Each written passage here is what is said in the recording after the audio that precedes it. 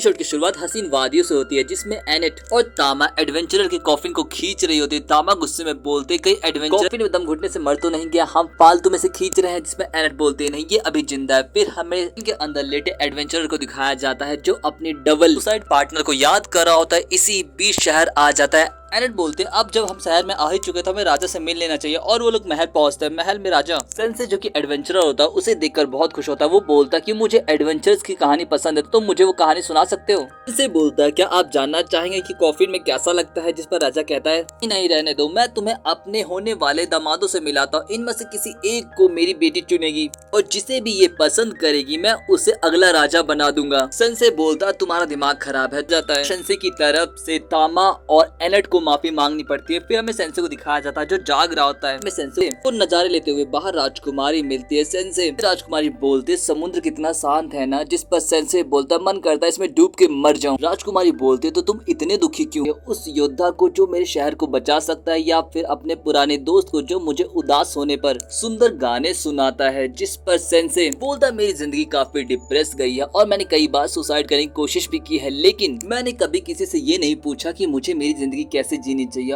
और ये फैसला भी तुम्हारा है कि तुम्हें किससे शादी करनी है। खुद से सवाल पूछो, तुम्हें जवाब जरूर मिल जाएगा। फिर हमें सुबह कैसल में पोपट राजा को दिखाया जाता जो बोलता कि मेरी बेटी ने डिसाइड कर लिया कि उसे किससे शादी करनी है और एडवेंचरर मैं चाहता हूँ कि तुम इस शादी के गवाह बनो। तो मेरी बेटी अब उसे चुन लो जो तुम्हें पसंद है। यहाँ पर राजकुमारी सेंसे को चुनते हुए बोलती है कि मैं सेंसे के साथ डबल सुसाइड करना चाहूँ। एनेट बोलते एक और लड़की और बेहोश हो जाती है। यहाँ पर राजकुमारी बोलती मैं ओट से शादी नहीं कर सकती, वो बस मुझे अपना नया गाना सुनाने के लिए आता है और मिस्टर गोम से बहुत बदबू आती है और मैं दोनों में से किसी से भी शादी नहीं करना चाहती और एक एडवेंचरर ही है जिसने मेरी फीलिंग्स की कदर की। सेंसे बोलता इसीलिए तुम मेरे साथ डबल सुसाइड करना चाहती हो, लेकिन तभी गोम्स अपने असली रूप में आता है। वो एक मॉन्स्टर होता है। वो बोलता है मैंने सोचा था राजकुमार से शादी करके इस जगह पे कब्जा करके डार्क लॉर्ड को इसके हवाले कर दूंगा, लेकिन कोई बात नहीं, वो तो मैं तुम सबको खत्म करने के बाद भी कर सकता हूँ। यहाँ पर एनेट को तामा जगाने की कोशिश करती है लेकिन गोमेस उन पर अटैक करता और उन्हें मारने की कोशिश करता है तो तामा अकेले ही गोमेस से लड़ने लगते हैं, लेकिन गोमेश के बाल तक को नहीं उखाड़ पाती और घायल हो जाती है।